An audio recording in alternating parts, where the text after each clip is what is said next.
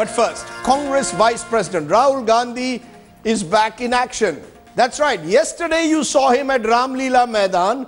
Today you are seeing him in Parliament. Suddenly Rahul Gandhi is everywhere after having done the Scarlet Pimpernel Act and disappeared for 56 days. In his first speech in this budget session, he launched a direct attack on the Modi government, led the charge of the Congress over the land bill war and spoke of agrarian distress. He said the government's Achhe Din have failed the farmers, calling it a suit boot sarkar that is ignoring the farmers and favouring the corporates and the rich. Let's first listen in to what Rahul Gandhi had to say and then try and analyse his speech tonight. Okay, that is Rahul Gandhi. We'll play more excerpts of what he said. But did he pass this parliament test? Did Rahul Gandhi pass the parliament test? Tough question to ask for someone who's going to be 45. Is he still supposed to pass various tests? Let's raise that with Jyotiraditya Scindia, the man who was sitting next to Rahul Gandhi, the Congress's deputy chief whip there in the Lok Sabha. Jyotiraditya Scindia, Congress enthused with Rahul's speech, but do you believe a 23-minute speech is enough to galvanize a party which frankly, for people like, for observers like me, seems to be in the depths? 44 seats and a 23-minute speech, and of the 44 MPs, only 28 were in Parliament.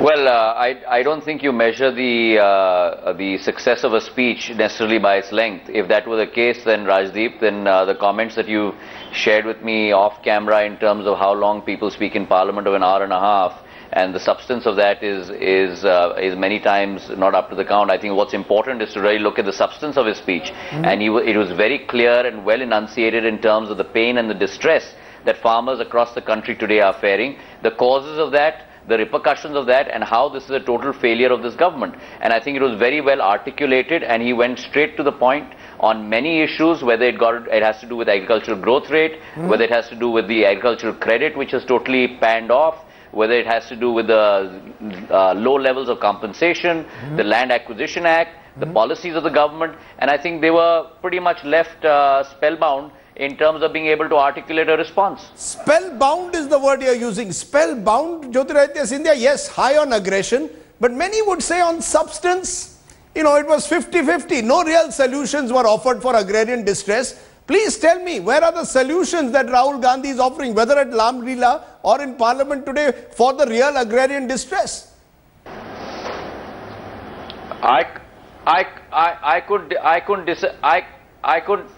I couldn't disagree with you more.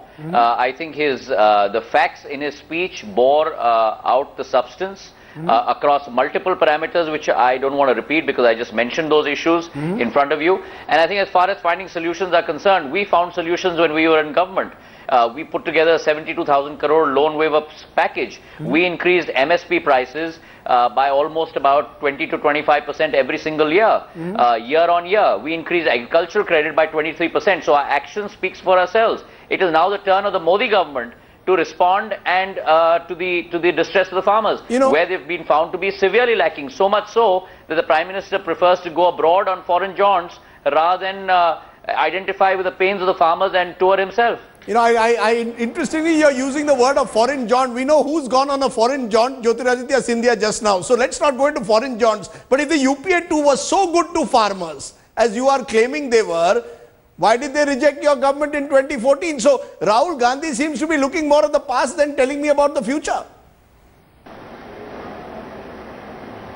Well, I don't think you can pin it on one certain issue. You and I have had many discussions. We failed on multiple fronts. I don't think we failed on a single front. I think we failed on multiple issues that needed to be addressed. Communication was a big part of that. Our intent was good, our schemes were good, our content was good, but I think it's as important to be able to market that. And that's one area where we failed miserably. I think those issues are what we're addressing in the last 10 months, and you can see the culmination of that between yesterday's rally and today Rahulji's performance in Parliament. You know, I'm going to play something now for you, Jyotiraditya Scindia, because there were at least 3 occasions that I saw where you sitting next to Rahul Gandhi almost were prompting him, dare I say even correcting him. You know, I got the sense that you were there to almost defend Rahul Gandhi. You were the one who was prompting him, correcting him. Your response?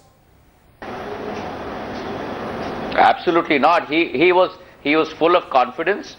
He had all the facts on his fingertips. He was extremely, his repartees, his extempore capability was all showcased. And the way he positioned and put across his thoughts, I think whether it had to do with the issues where this government is found completely lacking, the suit and boot wali sarkar, the very fact that you're squeezing the farmer on one end by making sure that his production costs go up, by making sure his remuneration goes down, and on the other hand bringing the land acquisition bill which then performs the act of a kuladi and takes away his land. I think that was very, very potently put across by him. You know, many are saying though that all this that you are doing, all Rahul Gandhi is doing is trying to ride on the back of farmers. Farmers are distressed because of unseasonal rain. Farmers are not distressed because of the Land Acquisition Act. And yet Rahul Gandhi is now using the Kisan as a political ploy to somehow discredit the Modi government. This goes back to the point I made to you, Rajdeep. In 10 years, in 10 years, we presented the farmers with a credible solution, with a growth plan, which is why we brought in the Land Acquisition Bill of 2013 to protect their interests, to make sure consent is part of that, to make sure social impact assessment is part of that, to make sure that 5 years is the timeline by which every project needs to be completed. All of that has been done away with. As I mentioned to you, we increased agricultural credit 20% year on year, which is why it's today at 8 lakh crores, a 700% increase over a period of almost 10 years, whereas the NDA government has only increased it by 5%. Whether you look at agricultural growth rates, it went up to 4.4% in our tenure, which is now at 1.1%, which is a fall of 70%. The bonus scheme has been done away with. They're not procuring food grains from farmers in this time of distress, but they're importing food grains from Australia. Are we going to become an importing nation of food grains once again like we were in the 60s? You know, Jyotirajya Scindia, when I hear you speak like this, with this kind of aggression, you're sounding much better than Rahul Gandhi, more spontaneous, more in control of your facts, which might lead some people to ask, why can't you be the leader who enthuses a party? Why do you need a Rahul Gandhi to come from a 56-day break and suddenly enthuse your political party because he makes a 23-minute interjection? I think every congressman and woman today is enthused. Every person across the length and breadth of the spectrum of this country, whether it be farmers, whether it's the youth, you're not has answering my question. identified with Rahul Gandhi is thinking, with Sonia Gandhi is thinking, and I think that's the result that you're seeing in terms of this enthusiasm within the Congress cadre today. Why can't you step in? You're not answering my question. Why can't you step in? Why does it need a Gandhi family member to step up to suddenly enthuse the Congress party workers? If you have more knowledge than him in dealing with what happens in Parliament and outside, why can't you step in? Well, all of us look up to his leadership, look up to his capability, look forward to working under him, and I think this is the beginning of a new phase of Rahulji's leadership, and I think you will see this carrying on in the days to come. Okay, I'm going to ask you one final question before I go to my face-off tonight. What is the difference, Jyotirajya Scindia, between the Rahul Gandhi that we've seen 56 days back and the Rahul Gandhi that we are seeing in the last 48 hours? Please tell me the big difference in the man. There's a great degree of clarity, a great degree of commitment, a great degree of stepping out, which has happened, which you can see in the next 2 days. And I agree with you, it's the beginning, but I have great confidence in his capability of leading not only the Congress party, but lakhs and crores of people across the length and breadth of this country. Let me be again skeptical, and I'm sorry because that is the job of a journalist to be skeptical. Is it enough to speak in Parliament for Rahul Gandhi to suggest that he has arrived as a leader or that he can lead your party? Doesn't he now have to really go to the villages that are facing the agrarian crisis, where farmers are committing suicide, find out what is happening on the ground, rather than having just taken a 56-day holiday and now come back to in India and talk with passion about the farmer? Rajdeep,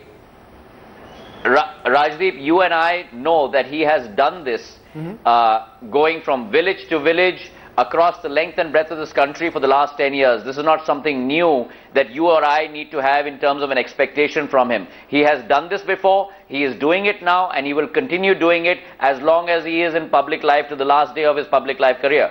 That I have 100% confidence in him doing. His commitment is complete, his dedication is complete, and as I said to you, The last 2 days are a beginning, but I am sure that you will see the acceleration of that phase coming in the next couple of weeks. You don't want to be the general of this. You are, even though you sound a better orator than Rahul Gandhi, you don't want to be the general. General will be Rahul. You will be happy to be a brigadier at best, or a lieutenant general.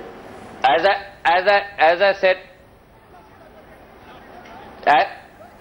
I said before, and I repeat, I look forward to working under the leadership of Rahul Gandhi. I certainly believe that he has the vision for India, he has the capability and dedication and commitment to be able to deliver on that vision, and I look forward to working under his leadership. I'm going to leave it there. I've tried to push you on that question. You seem to be committed to believing that Rahul Gandhi is the one who can lead you out of your position, at the precarious position of the Congress. Jyotiraditya Scindia, appreciate your joining us there on the program. Let's get you now some reactions from social media, which is buzzing between two alternative views. Rahul roars versus Rahul mews.